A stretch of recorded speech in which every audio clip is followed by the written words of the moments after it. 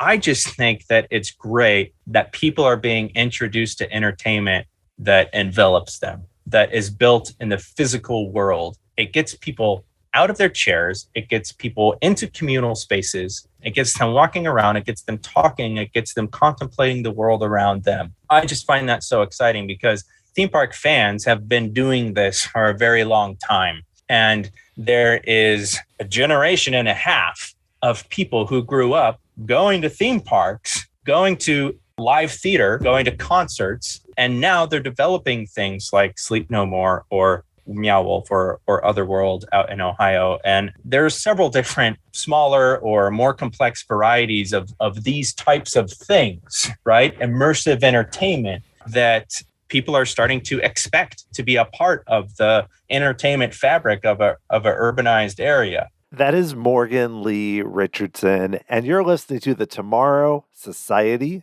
podcast.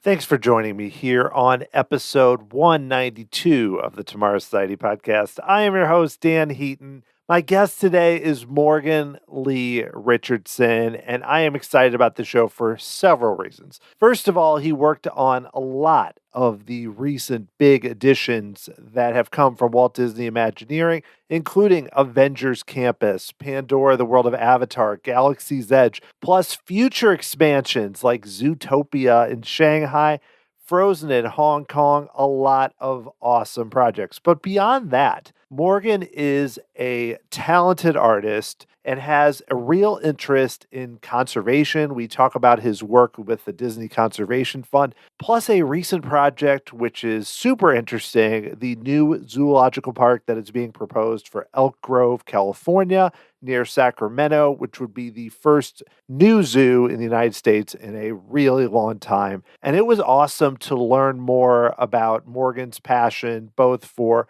immersive entertainment and conservation and just art in general. Lots of great stories from his time at Disney and beyond. So let's get right to it. Here is Morgan Lee Richardson.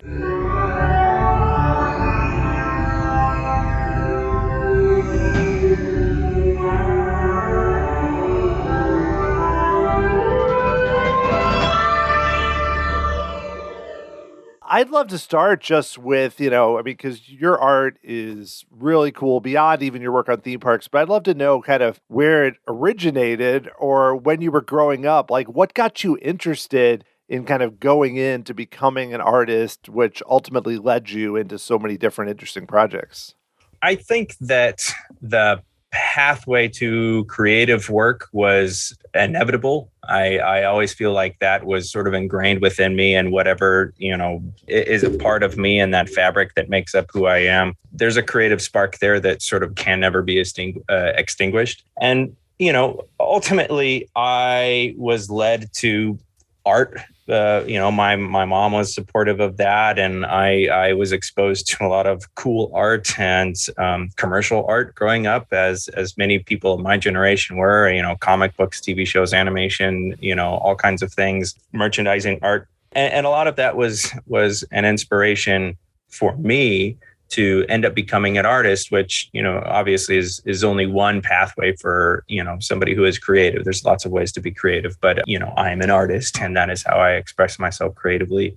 My path to themed entertainment came out of this need, this desire, this goal to place people into my art, to physically immerse people within my creative vision and my artwork, and have them experience it on all sides, using all senses, and completely envelop them in what that vision was. And so for me, the closest thing to that, end result is themed entertainment. And I believe that there are more avenues opening up. But yeah, for sure, like theme park design and themed entertainment is the way to go if somebody has a goal like that. Well, you mentioned being exposed to a lot of art and, just comics and pop culture and everything else. Was there certain ones that really inspired you or kind of got you obsessed or interested in whether it's entertainment or more on the art side that really influenced you as you were kind of deciding what you wanted to do?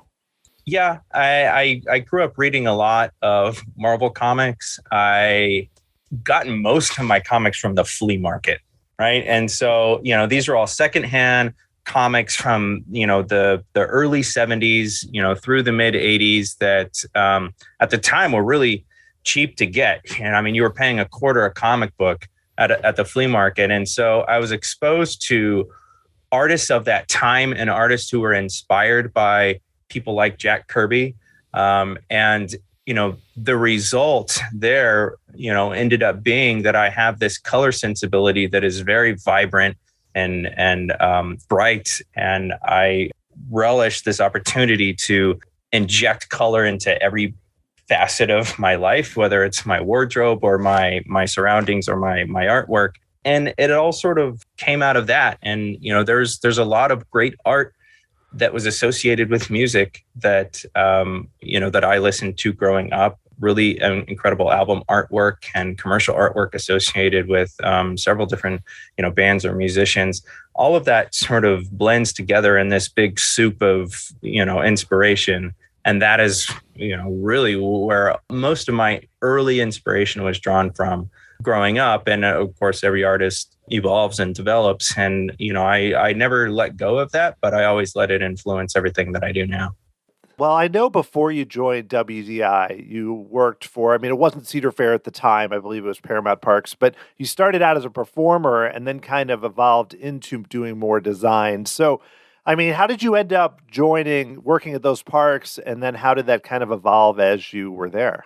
I had a friend at the time worked at Paramount's Great America up in the Bay Area and California.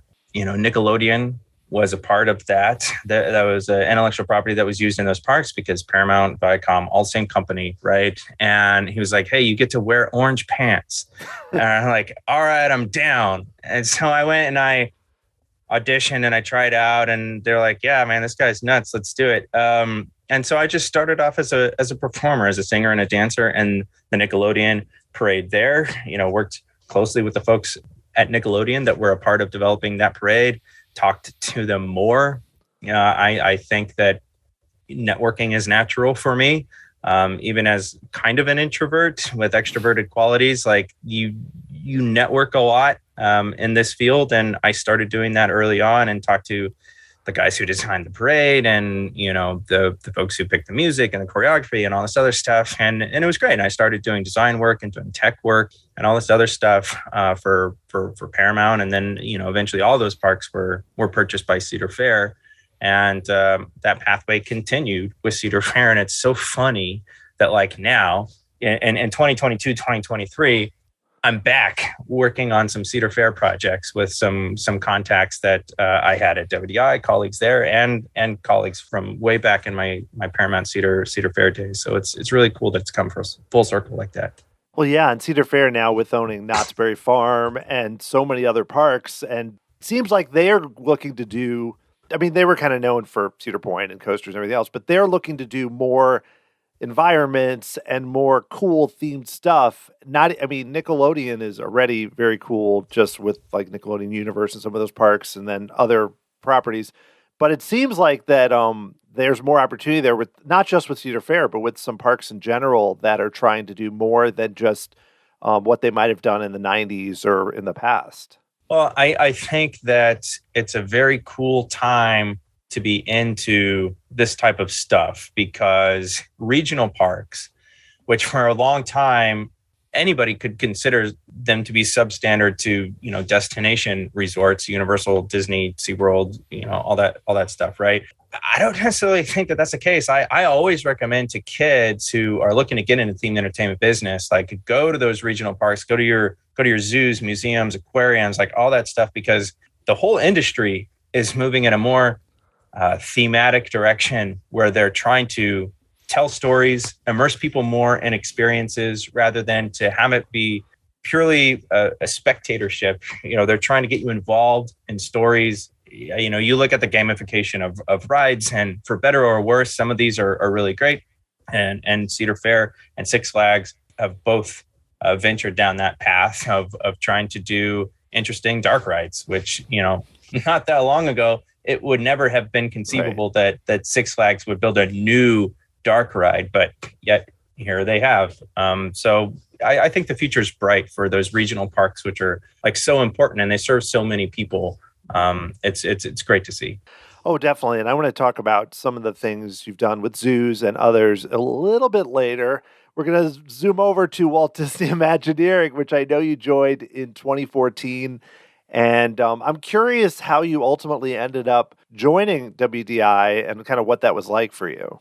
I had already had contacts at WDI for a while, just because it's the nature of the industry, and a lot of people move around, and so I sort of saw that in my future at some point. But I had been a working professional for a long time. I had my own little company where I designed all kinds of things, small zoo stuff and local entertainment and some theme parks and things like that regionally, or at least in the United States. I was looking for a new challenge. And so I did two things. One, I was working on those projects on my own, where I had my own little farm where I brought in some partners occasionally. I started teaching with a company called Galileo, and they're up in the Bay Area, based out of the Bay Area, but they're now all over the United States. They're amazing. So I was an art and innovation teacher there for several years, instructor. And I decided that I wanted to go back to school. I had graduated from San Jose State with a degree in photography, and then decided that I was going to go back to grad school. And if I wanted to go back to grad school, that decision was based on this fact of I've got this teaching bug. I want to teach at the graduate level. In California, you need a graduate degree to do that. So, all right, going back to grad school. And I was sort of recruited-ish by SCAD for this first round of the themed entertainment design program that they had there, which primarily consisted of people who, it's graduate school, so they're older. They had been working professionals. A few people came in straight from undergrad, but for the most part, people with some sort of design background already. And it was funny because, it was like this little mini team of people, because everybody had kind of a different background. So if you work on group projects and stuff, it's really helpful that way. And just for kicks, we got a group of people, decided that we were going to do Imaginations, which is a competition that, puts you in touch with Walt Disney Imagineering. You follow a design prompt, you submit your project to WDI. And if you're a finalist, you get to go out to California, where I'm from. So that was, again, a nice trip home, when we were chosen as finalists to go and pitch our ideas. And from there, I just started with this little internship. It was great. I did a lot of fun projects there, and I was soon brought on after that to just be a full-time Imagineer, be a staff Imagineer, work on several different projects, and do all kinds of work at Disney. I don't know what you want to talk about, but there's a lot to unpack there. Yeah, I looked at your list of projects, and I mean, it was not just Disney, but with Disney, and I was like, wow, where to start? I'm curious. There's so many different ways we can go with this, but let's start with I want to ask you a bit about your work there with the Conservation Fund, because I know that's really important to you. So I'm curious for you, to learn more about your interest in conservation and then kind of some of the work you did there, because I find that interesting with Disney's Animal Kingdom and just when that was being developed, and then the Conservation Fund, just how important and a lot of the cool stuff they've done there. And I think that this relates to another point that I'll probably make later about wearing your weirdness on the outside, whatever that fun, weird, unique thing is that makes you, or that bizarre interest that only you have. Let that be known and let people be aware of that, because it could be like the deciding factor that gets you onto a project. And part of that for me is my background in conservation. I had done work with conservation nonprofits for many years prior to even coming to Disney. It was all from a creative standpoint, right? I'm doing creative work, which most conservation nonprofits do not have a creative person or an artistic person in-house. That's not what they do, but it's a great way to help and expose people to the great work that these nonprofits do. And there's not a lot of people at Walt Disney Imagineering, specifically at that part of the company, that have any kind of background in conservation or with animals or anything like that. So it sort of leads you to these directions where it's like, oh, you're going to work on Zootopia because you're the animal guy. You're going to work on these things for Animal Kingdom because you're the animal guy. And that was really, really helpful to put me in touch with some of the great folks at the Disney Conservation Fund, who I can now call friends and colleagues. And I'm so enamored with the work that they do. And I think that's, likewise for them, they're stoked to have an Imagineer, work on some of their projects. And, it all kind of started by chatting with some folks who worked on the original Animal Kingdom base park, opening that park, and them getting me in touch with some of the animal care folks over at Animal Kingdom. And that led to this project, which I'm so proud of, that nobody knows about in the United States. Nobody knows about. And it's Donald Bebek, which is the Indonesian version of the Donald Duck, like basically rehashed 1980s, 1990s Donald Duck comic books, which are widely read throughout Indonesia, where there's a lot of problems for wildlife there, and many very endangered species, Sumatran rhino and Sumatran tiger, orangutans. A lot of it is, stemming from palm oil farming that happens there, slash and burn, tearing down rainforest to create plantations for palm oil. And there was this opportunity to put these inserts into these comics, into these Donald Bebek comics that focused on, from an Indonesian's perspective, how they can be aware of and help these animals that they really don't even know are in their backyard because they're so rare, the Sumatran rhino and the Sumatran tiger. And just the fact that someone, an adult, a child, anyone, can pick up this comic book and read this thing that is so specifically focused to them about this animal that is theirs and that they can be proud of and they can be proud of protecting, that was a really amazing thing to be a part of. And so I got to do these fun illustrations, and there was these puzzles and everything like that. And that was, nobody knows about that. Nobody knows that an Imagineer worked on it. Nobody knows that Disney does stuff like that. But that's fine, because it's not for fans, right? It's for that Indonesian audience. And that was kind of the start of getting me involved with the Disney Conservation Fund and talking with them about all kinds of things, brainstorming fun ideas, and doing those Disney conservation buttons that people can get at the park, and creating artwork. I did a presentation at the D23 Expo a few years ago about conservation work that Disney does. I won't get too deep into it, but obviously I could talk about it for a really, really long time. It's something I'm super passionate about. And one of the things that I think is so incredible about the Walt Disney Company that I wish more people knew about, the tremendous effort that the Disney Conservation Fund puts forward into making these changes, reversing the decline of different species, and working with incredible nonprofits out there. Well, I mean, I think, too, it seems like a place like Disney's Animal Kingdom, or even like, having Imagineering involved, is another way to get people interested in it. There's people that might not already be so focused on conservation, especially maybe younger people. So, I mean, I know you do a lot of art, too, kind of focused on wildlife and conservation. Like, how is that a good way, or how does that help to get people interested, maybe through the Animal Kingdom or through like the art you're doing? Wildlife conservation is not necessarily a pleasant topic all the time. It can often be incredibly depressing. I think that one of the pitfalls of the conservation sphere, and the people who work there, and the people who are doing the marketing and the messaging and trying to elicit donations from donors and all this stuff, is that you show the despair, and you show the problem first, rather than showing the bright future that you hope for first. And it's aspirational when you can show people something positive, and you can show the positive change that you can make, rather than leading with the desperation that people on the ground, these conservationists, have. And not just the conservationists coming from Western countries to go and help these other parts of the world. it's the local populations. It's really all about them and what they can do, inspiring them and inspiring other people and all over the world, doesn't matter where you are, to make that change.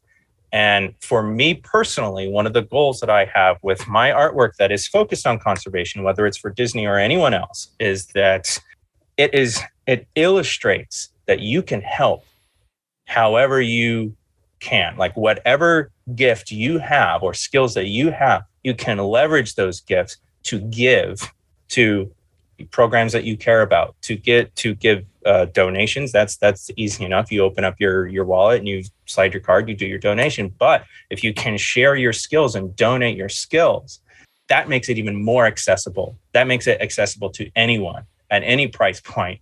You can donate your time, you can donate your skills. And so just by doing the artwork and showing people like, hey, I did this. I'm not a part of, what makes conservation happen around the world and makes change happen. But I'm an artist and I can help in that way, and I can help inspire by showing the positivity that is hopefully the end result of all of these actions taken up to that point. No, I think that's a great point. On a related note, I mean, I know it seems a little weird to talk about a fictional land in the animal kingdom related to conservation, but Pandora, the World of Avatar, which I knew you had some work on, to me still kind of fits better in the park and kind of showing that than I would have expected. But I'm curious to learn a little bit about what you did there, given just your interest kind of in conservation or in wildlife, given that you're working kind of in a similar space, at least in terms of the park. The thing about Pandora and why it fits so well in Animal Kingdom is that it continues to follow those tenets that the park was sort of based on and founded upon. And that's all Joe Rohde. And it's something that he instills in all of us who are working on any of his projects, regardless of what the project is. There are these foundational elements that are integral to every aspect of everything that goes into the land. And one of the things that is a big challenge in translating a world like what you see on screen, what James Cameron brought to the screen in the original Pandora film and now the second film is incredible. How do you bring that and those creatures, that wildlife, into this place? You don't necessarily want to put static figures out into a land because that's, nobody just wants to see a big statue that sit around and does nothing, right? But if you could show, it's like, all right, well, I'm walking down this pathway, I'm coming around this bend, and you know what? I think there was an animal that was like just here, like this Thanator just went by. I just missed it because all those branches are crashed and broken and shredded, and there's, big footprints leading up here, or you can tell that these Na'vi have rode down this pathway onto the dire horse. They have dismounted, and that's all simple stuff that you can do in hardscape. It's things that you can do in the themed finishes around in the area development and the environment. And so for me, that was one of the things that I brought to this project, and it was done to this high degree of authenticity to the point where, I had pulled an artist who was a part of the archiving group, like the IRC, and brought her into this. And she had this background in medical illustration. And so I was like, hey, let's develop the skeletal structure of these animals that had not even been done for the film. And so we were working with Lightstorm to do all that so that we could figure out realistic gaits and what the footprints and everything would look like. It was really all about adding additional layers of authenticity and making the land feel alive and breathing and inhabited. And of course, that was done in a variety of different ways that I didn't have any part of, but there were several other ways in that area development that helps bring that land to life. And so that was primarily my role on that project. I never really touched the rides, but when it came to the area development and the theme finishes, that's where I worked a little bit more on that project. I was surprised by separating from the rides just on their own, how lived in the land felt, because to me, I kind of was a little skeptical just because, based on the movie, but it seemed to fit so well. And like you said, a lot of it was those smaller touches that don't make it so seem like it's like two big box rides with some trees. It's so lived in and works much better than I ever could have expected. I mean, it's a brilliantly designed land. It still feels lush and alive, and it's only going to be bolstered by these upcoming films that Cameron is doing, and that's going to be great. It's going to be renewed interest in the land, and it was a very smart decision to remove this part of Pandora from the specific narrative explored in the film. Pandora is big. It's a big place. And you're seeing a snippet of it here with the Hallelujah Mountains and all of that. You're seeing a part of what was created for the film, but you're not bogged down by any of, by trying to explain the narrative specific to specific characters from the film. Well, that leads me well into another project you worked on, Avengers Campus. You mentioned earlier your comic book background and interest in that, and Marvel Comics specifically. So I'd love to hear a bit about you being able to work on this new land at DCA that brings in so many different characters, and again doesn't seem so locked into it must tell like the story of a certain movie or MCU film. Well, about Avengers Campus, getting to work on that project and working on it at the specific time that I worked on it, I don't know if it's fortuitous. I don't know if it's like destiny or whatever. There's lots of emotions wrapped up into that project for me for a variety of different reasons. But I think ultimately, if you were to tell 9-year-old Morgan that he would get to work on an Avengers project with a Spider-Man ride and, Captain America and Doctor Strange and all these other characters involved in this project, and you're bringing them to life, I would probably not believe it. My mind would just be blown. It's incredible. And I loved working with the project team that I was on. The project leadership allowed me to basically have free run of the land, make a lot of creative decisions, basically go anywhere with a big sledgehammer and make sure that the land felt like it was purposeful, like it was used, that it had a history, that like Pandora was inhabited, right? It is active. It is one of the most active lands because of the live entertainment component, that you have this rotating door of characters where you can meet these characters face to face as they come on screen. You can stand toe to toe with your favorite hero that these kids are going to be growing up with. I grew up with the comic books. My kids, my grandkids, they're going to grow up with the films, right? And that is going to be their primary exposure to the Marvel universe. And so having those characters living, breathing there in that land is such a special moment to see. And as far as developing that project, I mean, some projects are developed very, very extensively in early stages. Some projects aren't, it's not good or bad either way. It's just different ways the projects get done. And so, for Avengers Campus, a lot of things were developed in the field or in a sample program. And, working on a lot of the themed finishes for that land specifically and doing the field art direction for that, it meant making a lot of decisions on the fly and developing, the tools of the trade and the process in which we were going to execute a lot of that stuff in a sample program, and then very quickly moving into the field. It was an interesting project in that regard. My dad bought me my first comic book, and it was Spider-Man. Dad died suddenly while I was working on this land and while I was working on a Spider-Man attraction. And it broke me. But one of the amazing things that team allowed me to do was to take some of my dad's stuff. And he was this engineer and inventor, and he had all these like funky trinkets and all kinds of equipment and things like that we didn't know what to do with.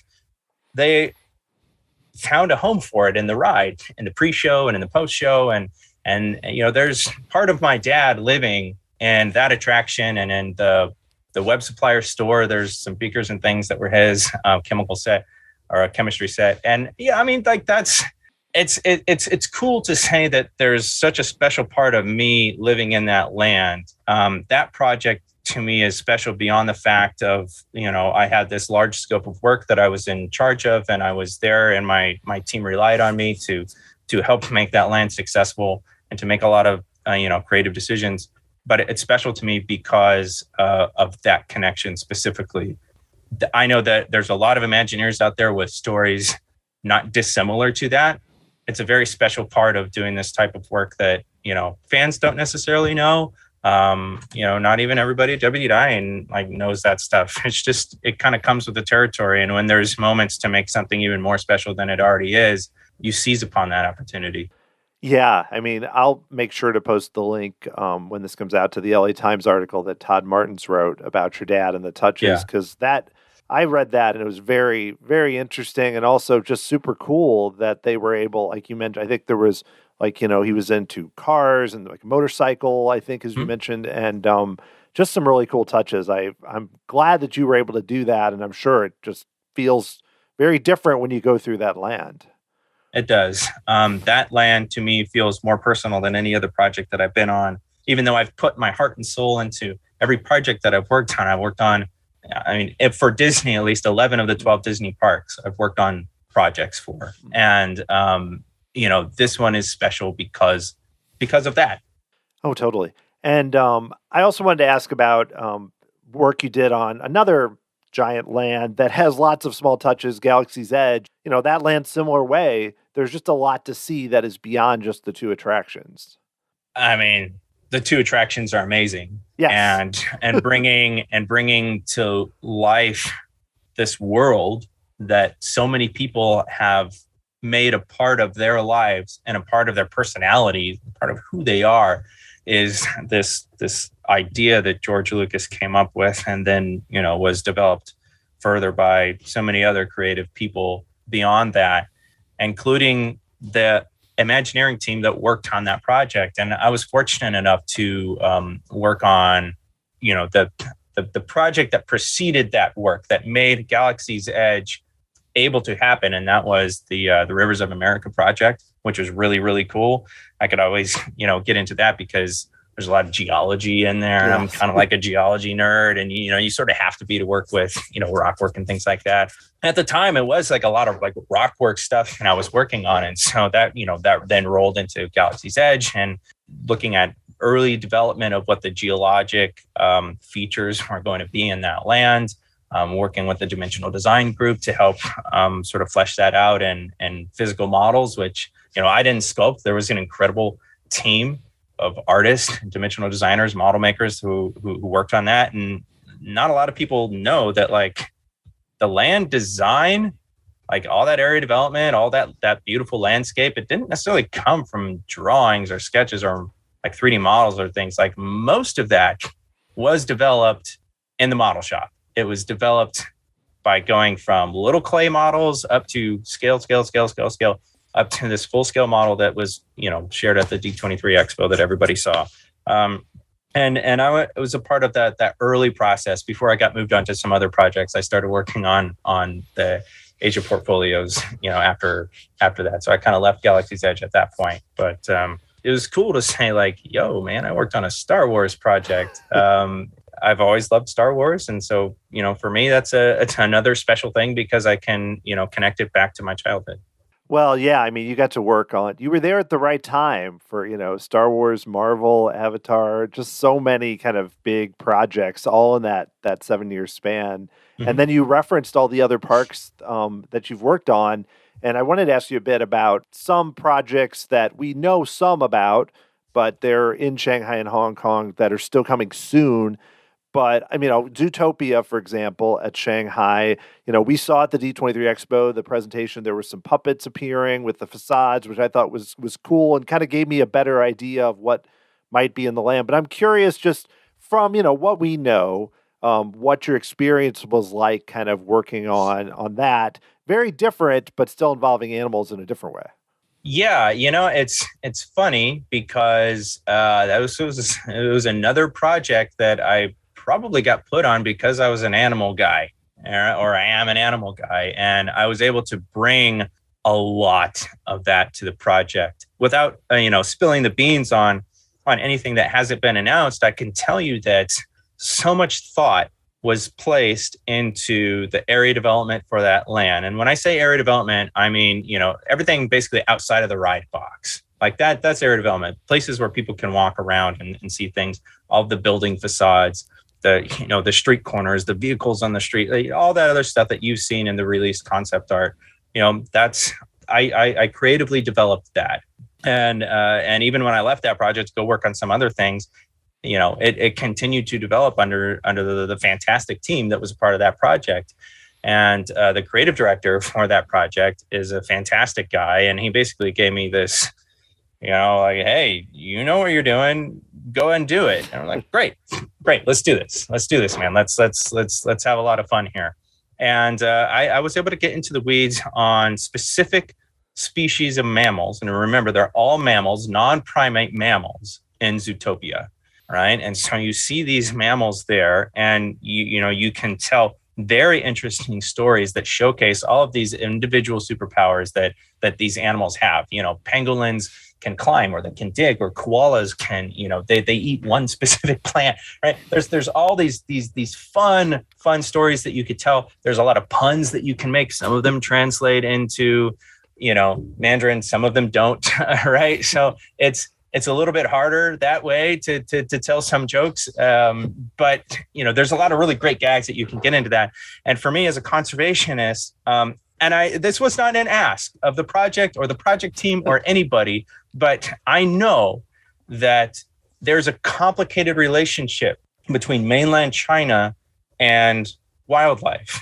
And there are a few specific species where that is a bigger problem than not. And although opinions and minds and hearts are changing with the newer generations, it's still, a very prickly situation for wildlife in mainland China. So the more that you can humanize, I think that people growing up with this park, you could potentially change their minds, change their opinions on how they want to medicate themselves, how they want to spend their money, what they see as valuable.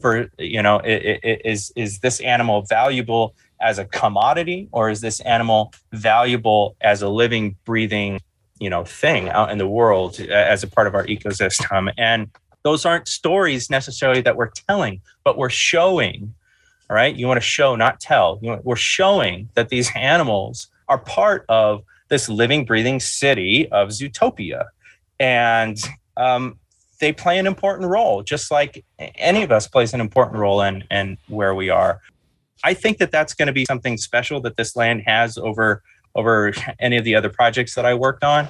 For me, a lot of people are going to miss it, right? But if just one person or two people, or maybe a handful of people, that would be so great if they just recognized that and said, like, yeah, wow, how cool that this rhino is here, and how cool that this elephant is a part of this. And no, I don't want to take part in the ivory trade, because I am connected to this cool animal that's there in this land and this park that I love. So I could go on and on about that project, but creatively overall, it's also very colorful. It's colorful and it's fun and it's funky, and we got to do cool things like integrate a puppet show into it, and the land is going to be spectacular when it's done. And I can't wait to go visit it when it's finished. I know, all the folks that are still working on it are working very, very hard, despite the challenging situation of the pandemic, particularly in mainland China. It's still going to be great. That's a really interesting perspective as far as, the situation in China and just your interest and everything else that I hadn't really considered when thinking about Zootopia and going there. But I also wanted to ask you, too, about the Frozen expansion in Hong Kong, because I know you were closely involved in the Wandering Oaken Sliding Sleighs as a lead designer. And again, similar situation. I know we don't know that much, but just being able to approach that, I'm curious with what you can share about what that was like. It's so funny because I never considered myself particularly attached to the Frozen film, right? Or that IP prior to that. And so when I was given this assignment, it was basically all about being a part of the Asia portfolio, which is, an internal structural thing at WDI. It's China and Hong Kong, Shanghai and Hong Kong, working on those projects. I was like, okay, Frozen, let's do this. Let's do something interesting here. Like, how do I get myself stoked on this? And part of it was the team, which was a rad team of people. I loved our portfolio producer. I I loved the creative director, Michel Dendolk. I had a great time with the team, and we brought over people from Hong Kong to basically be immersed in the project in Glendale before going back to Hong Kong to execute it. And, they were all awesome. It was a unique opportunity to take this thing that, maybe I wasn't that passionate about in the beginning, and then grow that passion over time. Developing Oakens was really, really cool because I love working on attractions for the smaller audience. All right. Anybody could go and work on a big old e-ticket, and that's cool. That's amazing. Right. And I've done that. Cool stuff. But getting to work on like little charming things like this Oaken's coaster, it may be some kid's first big coaster. And thinking about that made it even more special for me. And so that was a part of changing, my outlook on this project was realizing that it's going to be something so special for this audience. And again, like some people may turn up their nose at Frozen because it's like a new film, or, it's not classic Disney or whatever. It's something that this generation and future generations are going to grow up with. It's going to be the special thing that, Pinocchio and Peter Pan and Dumbo were to other generations. Right.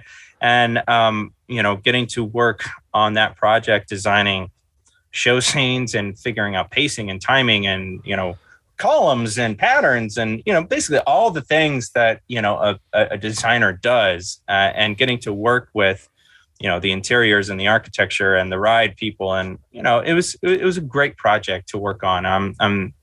I know that, again, they've also faced a lot of challenges because of the pandemic and because, this park is in Hong Kong, and they're still doing amazing work. Some people have been, had to move around, come and work on that project, move around, go to Japan, do other things. There's an incredible field team there, working on rock work, themed finishes, creative design, ride, everything, operations, testing. From what I understand, the land is nearing completion. And I'm excited as a fan to just go see it. I mean, not, forget the fact that I worked on it for a year. It's just going to see the great work because Michel is a great designer as well as a creative director. And he does, European villages better than anybody else. Right. So this is it's going to be rad. I'm excited to see it. Well, excellent. Well, I have one more Disney project to ask you about before we cover a few other things, which is, I know you worked up some backstory for the SEA, which, just now, you've got multiple attractions, Mystic Manor, at the Harrison Hightower, plus maybe TV or something else. But I'm curious for you, like, what interested you about doing that, where you're kind of creating backstory for this thing that isn't tied to a movie like Frozen that kind of could go a lot of different ways? I would say that the best part about working on SEA was working with the people. And I think that that's something that I probably said about every project is okay. That like all the people at Walt Disney Imagineering make the difference, and getting to work with incredible colleagues makes a project more fun. And it makes you, excited to go into the office or jump on a meeting or go out to the field. It's the people.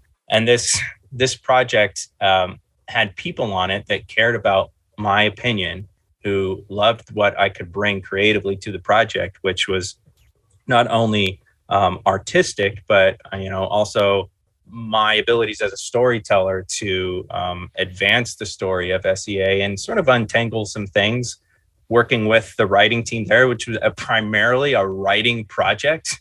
There was a lot of writers, working on this, and then Morgan, who knows how to draw things, and so, I can't give away all that much there, but I can say that getting to look back at the history of SEA and realize that there are a plethora of incredible stories yet to be told in this new and exciting thing that was developed internally at WDI. Like you said, it did not come from a film or a television show or a book or anything else, right? It was developed specifically for the parks. And that is a rarity in this day and age. And getting to work on that and be a part of ironing out the canon and developing, the future of that story is a really special thing.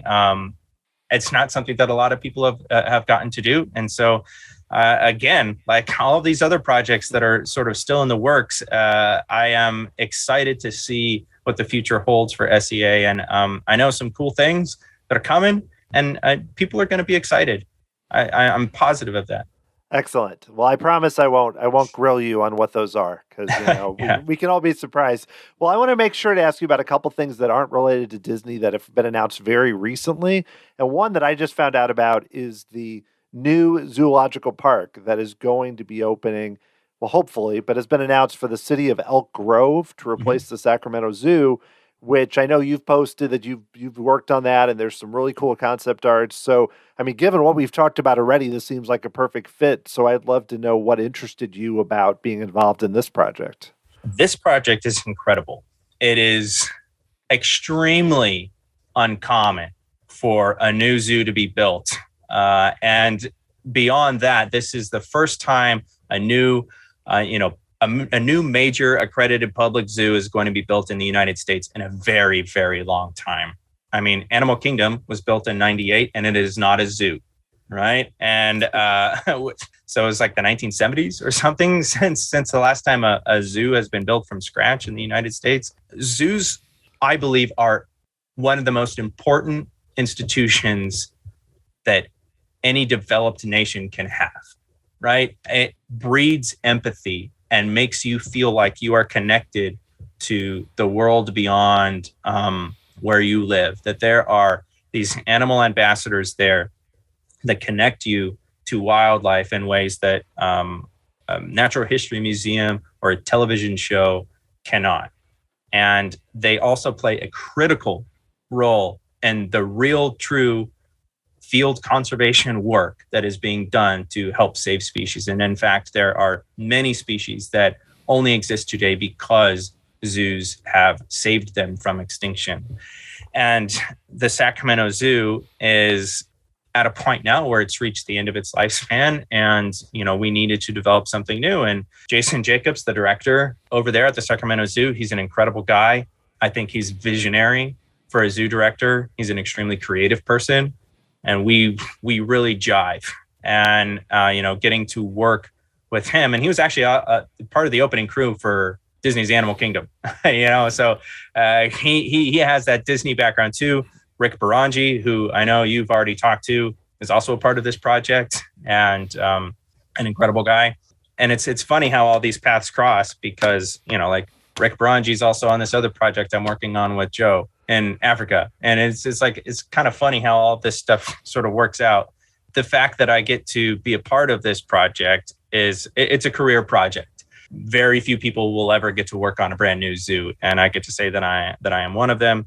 I have, Jason's support, and we also get to work with SHR Studios, and they're out of Washington State, and their team is amazing. And Jason Hill, who I've primarily been working with on the project, is one of the premier zoo designers in the United States right now.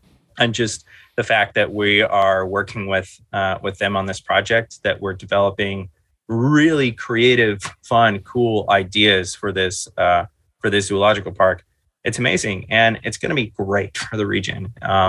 Sacramento needs stuff to do, and Elk Grove in particular is like, man, that place is blowing up. Every time I go out to Elk Grove, I'm like, that is new. That is a new shopping strip, or like that is a new apartment complex. Like there's always something new happening in Elk Grove. So that's a pretty cool project. It's not the only zoo project we're on, but we're developing some really, really cool stuff. But yeah, the Elk Grove project, it is up to the city right now to go through a series of approvals, just like any other project. And I would encourage anybody who's listening to this who wants to help make that a reality to reach out to the Sacramento Zoo, because unlike theme parks, which are like big corporate entities, zoos are publicly funded and they need donor support in order to make crazy, cool, awesome things happen. we've got a bunch of former Imagineers working on this project. So any Disney fan out there who lives in the Sacramento region, this is a great opportunity to see Imagineering level work at a regional zoo.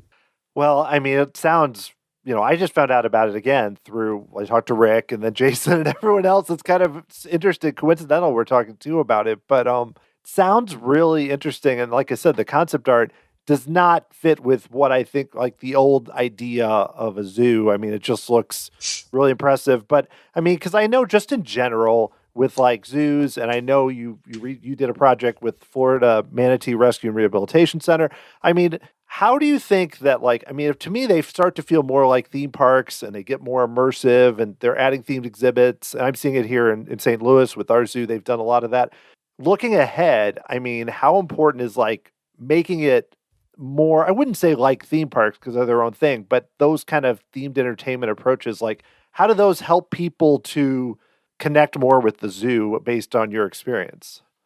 Well, there's a big difference between the sort of colonial concrete slab and iron bar zoo, the traditional menagerie that a lot of people still have in mind, when you think of a zoo. And changing people's minds about wildlife and changing people's hearts. Jack Hanna always says, touch the heart to teach the mind. I subscribe to that as well. You want to connect with people from an emotional standpoint, and you want to build empathy for wildlife. And I mean, let's face it, a lot of people are not going to go on an African safari. They're not going to travel to the continent of Africa to go on safari. They're not going to traipse through the jungles of South America. It's just not going to happen. And so how can you get people to care about those habitats, those environments, and the wildlife and the people that live there if they never go there, right? So you need to transport them to a world that more closely connects them to those places. And through interpretive design, help them understand why it's so important that they continue to support those efforts. And that just the fact that you drove down the highway from your house in the suburbs, you arrived at your local zoo or aquarium, you dropped, your coin in the bucket, you walked in through the gates, and how does that make a difference? You need to show them that it makes a difference. And one of the best ways to do that is to connect them to that world. And so building that world around you, and of course, from a husbandry standpoint, making sure that the animals are having the absolute best care that they possibly can have in an enriching environment that is appropriate for them. And a climate also that's appropriate for them, which is one of the things that Jason is focusing on for the new zoo, which I think is great.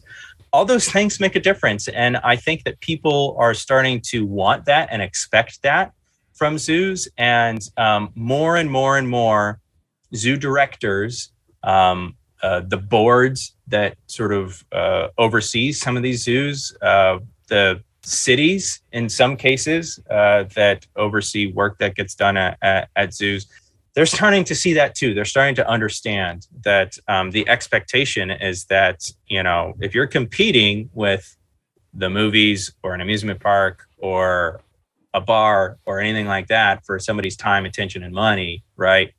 You got to make it amazing, because the work that's being done requires that people come there and donate their money to get in through the gate.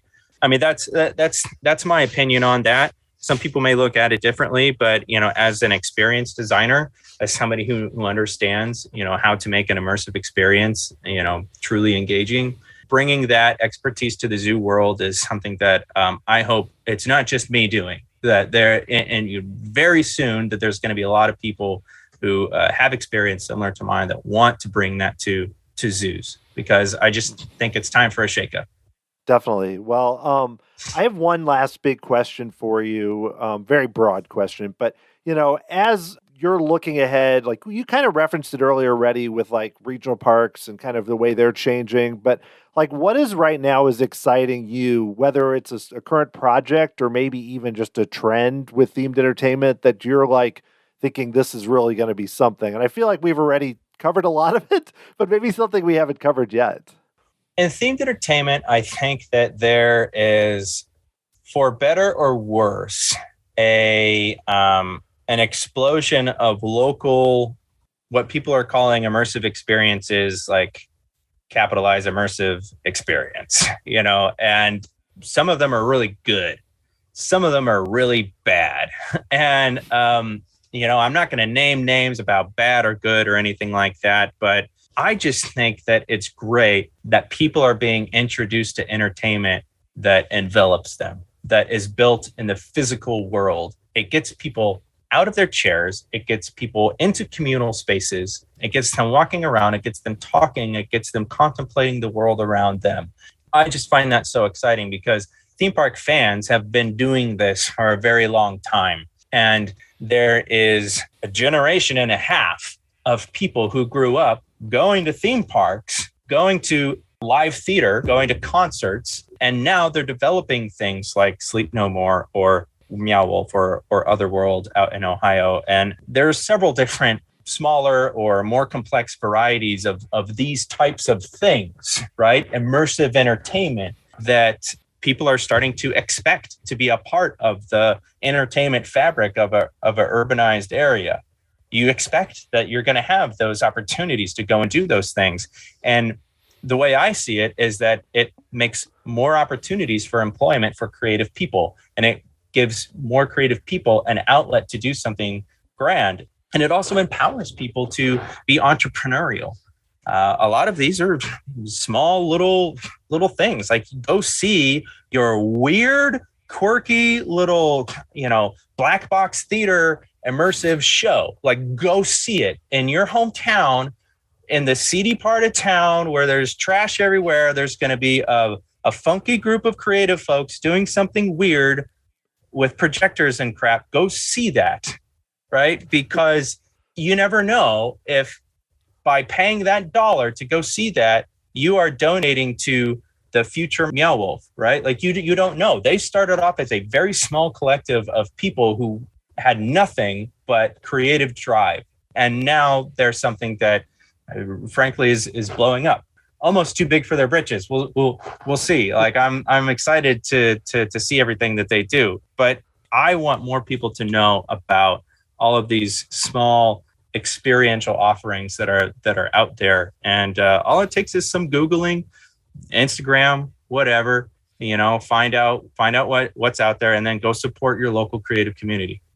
Excellent. I second that fully, and definitely personally even want to get out to a lot more of examples like this. Well, I know, before we finish, I want to make sure that I know you create a lot of art, you sell some art, you have your website has a lot of it on there, and you post a lot on Instagram. So, I mean, if people are listening and want to kind of see the type of artwork you do or your projects, are there good places they should go to kind of connect with you or check that out? Yeah, absolutely. I mean, you could follow me on Instagram. It's just Morgan Lee Richardson, my whole name. Very, very easy to find. My website is morganrichardsonart.com. And I'm on LinkedIn like any other professional person out there. So, I dispense a lot of advice. I probably have a few times a week a student or a recent graduate or somebody coming to me asking about, how to get into the themed entertainment world or theme parks or zoos or, conservation or whatever it may be, or even just as a professional artist. I do my best with my busy schedule to answer as many people as I possibly can, and reach out if you're interested in buying artwork, or if you want an opinion on something, or advice. I'm usually happy to talk to people. Well, excellent, Morgan. This has been great. Thank you so much for being on the podcast, and it's been awesome. Absolutely. Well, thanks so much for inviting me. This was a lot of fun. Well, I really enjoyed that, and I wanted to make another shout out to the article in the LA Times by Todd Martins. It's called "The Father-Son Story Behind the Extremely Personal Easter Eggs Inside Avengers Campus" from June 15th, 2021. There's also a link to it in the show notes for this episode. Has some really interesting background about Morgan and his dad, but also something to look for when you go to Avengers Campus. If you like this episode, I've done a lot of interviews with other former Disney Imagineers and experts on theme parks. You can find them all by going to tomorrowsociety.com/podcast with an S at the end, or just looking on your preferred podcast provider, Apple Podcasts, Spotify, whatever you use to listen to shows. If you'd like to help out the show and get access to some really cool perks, there is a great way to do so through Patreon. You can go to patreon.com/tomorrowsociety to learn all about it. Really helps to keep this show moving forward, and I get to keep doing this fun project that I love doing, talking to cool people like Morgan. You can also leave a one-time contribution by going to tomorrowsociety.com/Dole Whip and buying me a Dole Whip. Thanks in advance to all of you. Really appreciate the awesome support. If you'd like to get a hold of me, send me an email, dan@tomorrowsociety.com. Follow me on Twitter at TomorrowSOC, Facebook or Instagram at Tomorrow Society, or the Tomorrow Society podcast channel on YouTube. The music for this episode was written by Adam Hookie and performed by the Sophisticated Babies. Next time, I'll be talking with Tom Z, a concept architect who was part of the initial team and worked on the development of Disney's Animal Kingdom for 6 years. You will not want to miss that episode. Thank you so much, as always, for listening to this show. I'll talk to you again very soon.